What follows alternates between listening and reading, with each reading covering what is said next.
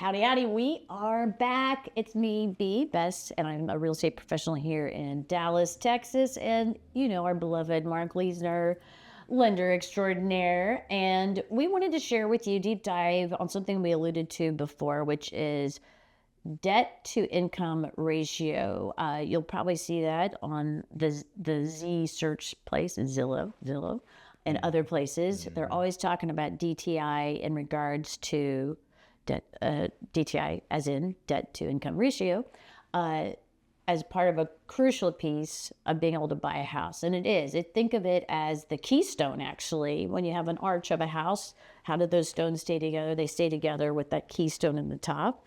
And the keystone of this is, in fact, debt to income ratio. And the stronger that keystone is, the lower your interest rate. So there's a whole strategy with that. And we'll also talk about when a low DTI can hurt you. So it's not always the greatest thing to have the lowest debt to income ratio. Fair enough. So If it's not the right tuned for that. keystone, it can make your That's whole right. arch crumble. There you That's go. right. So debt to income ratio, as in what is your monthly income that you can prove on paper, not your wish and not your garage sale and not your side project. It has to be on paper proof income.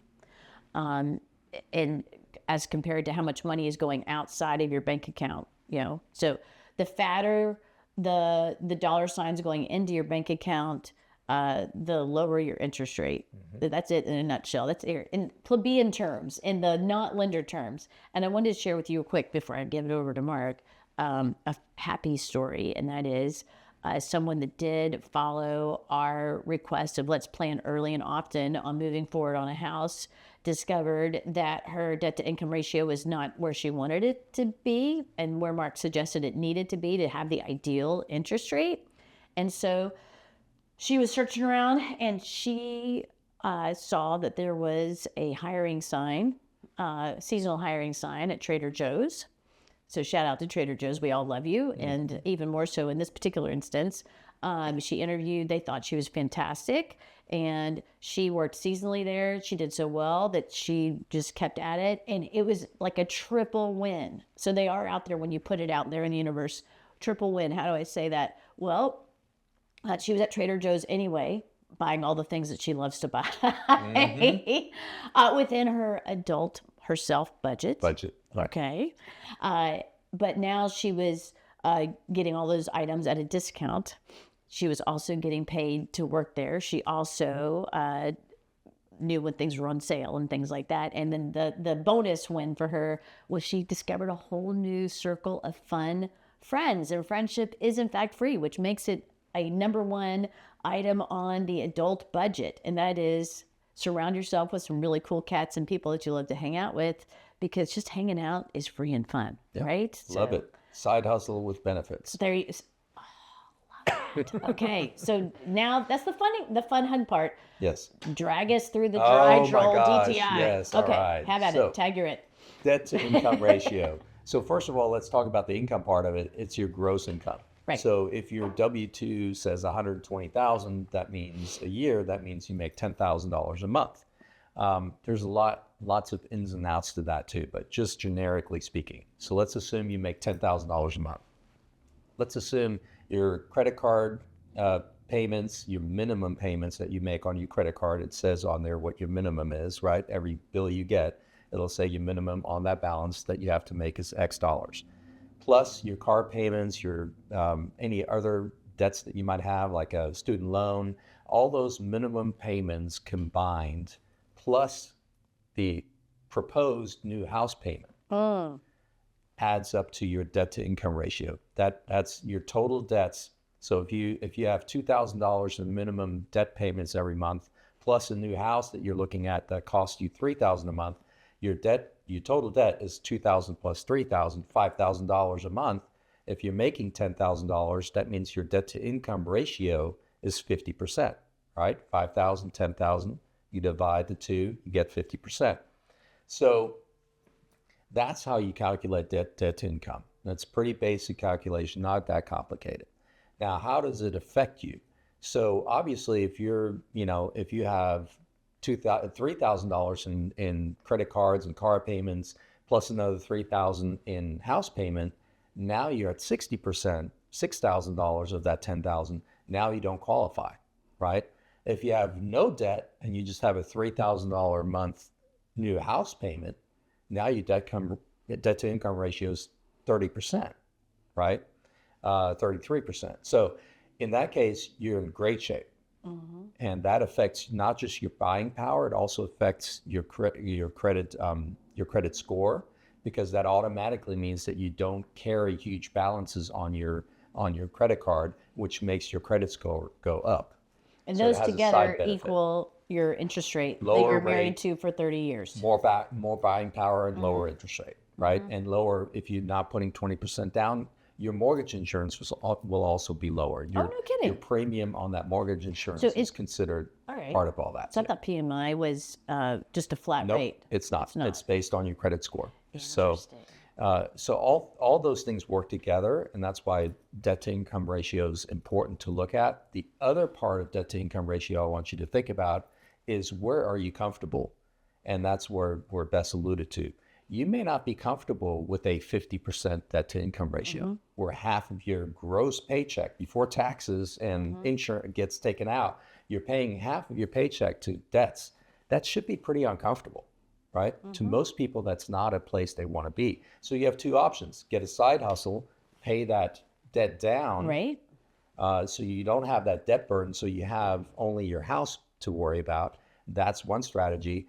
Or look at a lesser price range of a house to make that even out and to bring that debt to income ratio down. Now, where should you be in a debt to income ratio? There's no set way to look at that. A financial planner may tell you should be at 33% utilization. So 33% of your gross income is the maximum you should look at, right? Now, that may be realistic when you purchase homes in other parts of the country. In a major metropolitan area, that's usually not achievable. Most people that come across my desk are in the 40% range, 45% range debt to income ratio. And what they do is they just make a concerted effort to pay down their other debts, so that in the end they're left just with their house payment. So you have to stretch yourself a little bit. If you're living in major metropolitan areas, that 33% is probably not realistic. But there's a way to get that debt to income ratio down, which brings me to a point of good debt versus bad debt. So bad debt are things that are, like a credit card, for example. You're talking 25, 30% interest rate. That's a bad debt. You want to get rid of that faster than anything, right? Student loans, they're, 7, 8%, 9% is not awful, but it's not good either. That's not a good debt either. Car loans, not a good debt. Cars lose value every time you get in them. So if you have a lot of car debt, that's just losing money, not just to interest rate, but also to, you don't get anything out of it at the end, right? When you want to buy your next car or sell that car. So the only good debt that you can have on your credit report is really a house. And why is that? Because it appreciates. It makes you money while you're sleeping, right? It's a forced savings account. It forces you to save.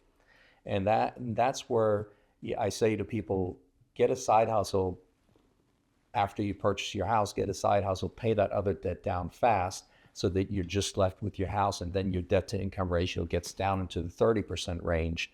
And now you're super comfortable. Now you have money to invest in investments, retirement. You have money to invest in your children. You have money to spend on vacations, the things that make life fun, right? Instead of just paying everything to debt. It's just a miserable place to be. I don't know about you. I don't like paying interest or debt, but there's good interest and bad interest. And some things that you purchase, like if you want to build a real estate portfolio, investment properties, that's good debt. There's nothing wrong with that, right? Because it's making you money. Right. It's, hopefully you're covering the mortgage payment of that investment property. And it's also making you money 10 years from now, 20 years, 30 years. When you sell that property, you've appreciated huge amounts of money. So debt to income ratio, important in terms of your buying power, important in terms of your financial future.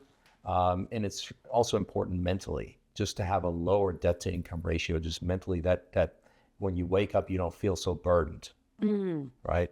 So getting up every morning thinking, you're working for basically nothing because everything goes to paying all those toys you have. You have a boat and 2 cars, 3 cars, and you're making payments on that. And at the end of the day, you have nothing left in your bank account. That's not a very happy place to be, right? And a car payment also can also be a leased car Yes, as well. a leased It's car. not just, that's right. also a different kind of bad debt. And So don't think you're cheating the system by having a lease, by leasing your car instead of, and I mentioned that because, yes, I've had someone, we were talking and they're like, well, I lease my BMW. No. I'm like, oh. it's also a debt. It's also part of the debt to income ratio. Co-signing loans for other people in your family also adds to your debt. Even though they may be making payments, but you're on that loan with them, guess what? It's on your credit report and that payment goes against you. In a real life, this just happened a couple of weeks ago. I had a family nearly lose their dream house. It was close. Because in the final check, before the loan process, before the lender was writing the check, the state of Texas had filed a lien against them because their student loans, not their student loans, their son's student loans that they had co-signed on had gone into default with the state. And they had no idea. And when the lender did their final 3 days before closing look, bad luck, bad timing, the state of Texas had filed a lien against them. And so they could not purchase the house until that lien for $77,000 was paid off. It's a big deal. So it's a serious deal. It's one of those things, again, preparation is key. Set yourself up for success by planning ahead. That's kind of a black swan event right there. Thing. But it's... But your debt to income ratio, you can figure those things out and plan for that. As a situation like that, I don't know that you can plan for that. It's a way over here out of the box deal. But it's not done until you sign the documents and the money has changed hands. So it's a good lesson in don't get too excited until everybody signed and the money has changed hands and then you own a house. And even then you don't own the house until you paid off your mortgage. But you are renting from yourself. Yes, you're renting for yourself. You're paying for yourself. So debt to income ratio, that's kind of the ins and the outs of it. It's not a hard thing to wrap your mind around, I don't think. And the lower your debt to income ratio, the better, but not too low. And here's why. Some people have a low debt to income ratio because they have no debts, absolutely no debt. And which hats off, woohoo! Yeah, it sounds great. Sadly. It sounds great. It's however, it usually means that they also have no credit history because they've been paying everything in cash. So I've seen people with, amazing debt to income ratio, but then they didn't qualify because their credit wasn't there. They had to work on the credit. They had to open credit lines to generate a history of credit. And that's an interesting nuance that is not talked about very often, which is, I guess in a way that's a smart bad debt, which is open a credit card, charge your weekly gas on it, your weekly auto fill up, and then pay it off every month, like clockwork. And again, let's define when is the best time to pay off it is 2 or 3 days before your due date on your credit, whatever that might be. And we had another episode on credit, so if you want to revisit that, switch over to that one. Yeah. But that's really it. If you have any questions, please email us, keysandgears@gmail.com. Like and subscribe down below. Forward this to whoever needs to hear about this, and we will see you next time. There you go. We're here to help.